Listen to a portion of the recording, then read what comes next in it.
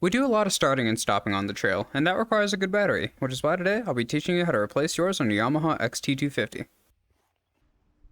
Starting off, the battery is located on the right side of the bike, and to get to it, we're going to need to remove the seat.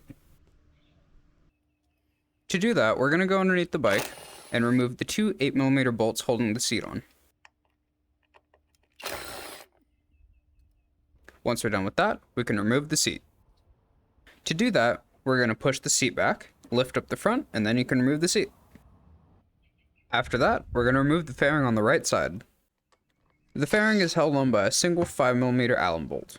Once removed, you can pop the fairing off and put it aside. There's also a washer underneath the bolt, so be careful not to lose it like I did. And there's the battery. Now time to remove it. The wiring harness can be moved out of the way like so, and once you're done, you can remove the battery strap. With that unhooked, we can start by removing the battery terminals. They're held on by two 8mm bolts, but you can also use a Phillips head screwdriver.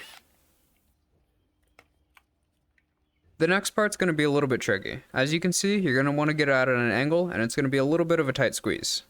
But with some effort, it'll pop right out. Now you can install your new battery, or in my case, my old battery. It's going to go in the exact same way it came out, and once you're done, you can install the terminals. First the positive, and the negative. Install the battery strap,